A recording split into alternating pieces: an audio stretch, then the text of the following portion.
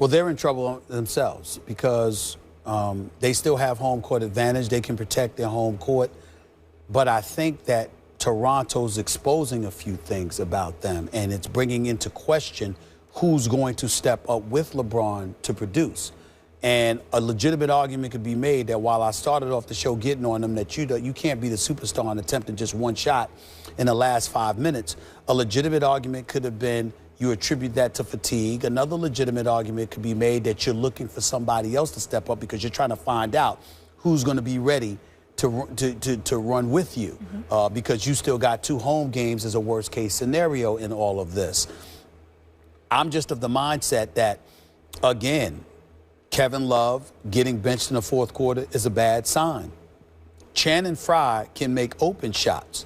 The problem is when he's out on the court and you know that he's there in replacing Kevin Love, he doesn't get open shots. He has to shoot contested shots, and it's a bit more difficult for him to make as the game wanes. Kyrie Irving scores, but it's usually at the expense of the team because he's dribbling the ball too much and not making the right pass and moving the basketball when he does score. And J.R. Smith is a model of inconsistency. I'll say exactly what I said about J.R. Smith after last year's NBA Finals. J.R. Smith and I go back a long ways. I've known him for years. I know I'm covering him with the New York Knicks. He is a guy that is absolutely electric when he's making his jump shot.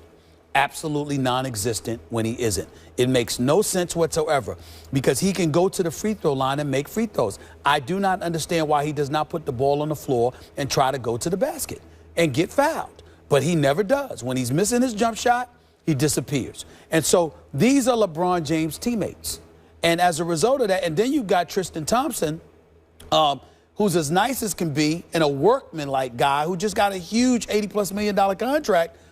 And Bismack Biyombo is outplaying you, 40-17 rebounding advantage, 7 blocks to 2 blocks. Really? Really? And so you look at it from that perspective, and I would say Cleveland's in trouble because even if you do win, you've allowed the Toronto Raptors to expose deficiencies in your game that the teams out west, either one of them, are more than equipped to handle. And last but not least, let's just say for the sake of argument, Skip Bayless is Klay Thompson or Steph Curry. Or it's Kevin Durant and Russell Westbrook. You can't neutralize DeMar DeRozan and Kyle Lowry, but you're going to go up against these brothers? Really? Really? That's what you're going to do? These guys? Now, no disrespect, because Lowry and DeRozan are all-stars, but they ain't those dudes. I mean, they both scored plus 30, and Cleveland couldn't stop them. If you're Steph Curry or Russell Westbrook or Klay Thompson or Kevin Durant, could you imagine how much you're salivating at the opportunity to go watching what we saw? Oh, my goodness, they'd be like, please let us get out of this Western Conference Finals. We got them. We got them. Look, they going to stop us. That's how you're thinking. It's a problem. Okay. It's a problem. What happened last night? Ty Lue and Cleveland fell in love with the 3.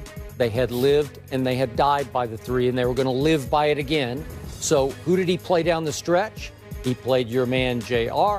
He played Channing Frye.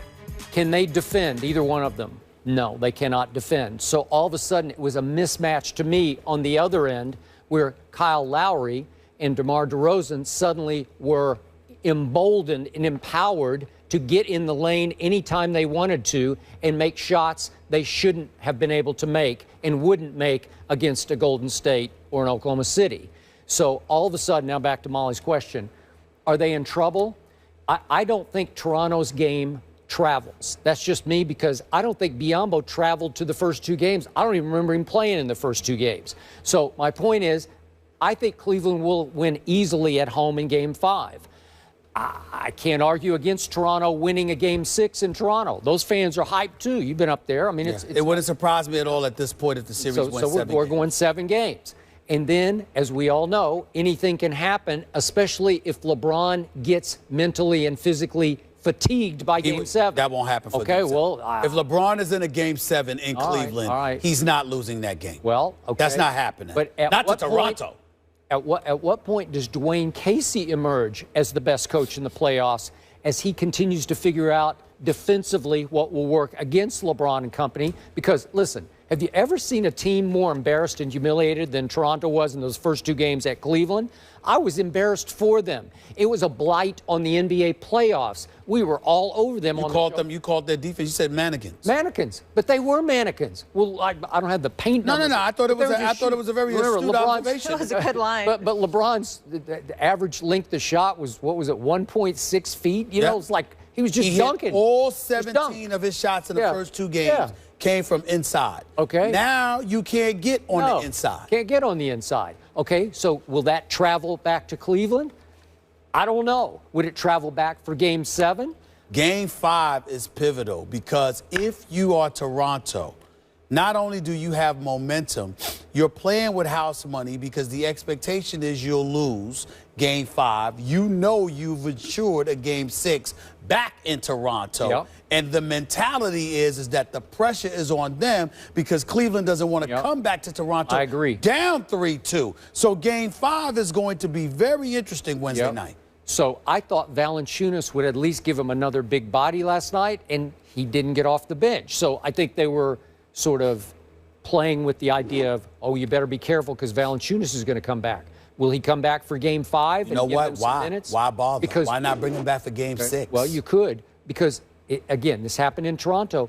It looked like Biyombo was emerging as a star, right? As a shot blocker. Well, listen. Rebounder. He's manning the interior and completely dominating the interior. And he's getting key offensive rebounds. He's blocking key shots. He's even going out and defended on the perimeter, which is something Valanciunas cannot do. A matter of fact, Valanciunas really might hurt them defensively because the LeBron and them don't appear to be a threat. Remember, LeBron was the one that was a threat in the interior. It wasn't like Tristan Thompson or Kevin Love was scoring on the outside. So if you have Valanciunas in there, he can score on the perimeter, but he's not going to come out on a wing and defend because he's not as quick a foot and he doesn't have those defensive capabilities. Biyombo does. Yep, he does. And that makes things interesting. Final question. Will Kevin Love continue to play like that little kid that he plays in the insurance commercial, you know, with the big head and the little body? I love Nuggets. But is he going to play like that little kid? I love Nuggets. I just told him the other day, I do like the commercial with him when he's talking about that, when he's dancing or when he's talking about how he loves Nuggets. The only part I hate about that commercial is that DeAndre Jordan coming down with that damn dress on. That bothers me. It's just me. It's just me, DeAndre. You know what I'm saying? Maybe it's the goatee. I don't know. Yeah, dropping dimes. Yeah. Dropping dimes. Throws you off a little. The costume choice there. We got it. All right. When we come back, Tom Brady will be heading back to court as the Deflategate saga continues. Does his legal team have the edge now? We debate it.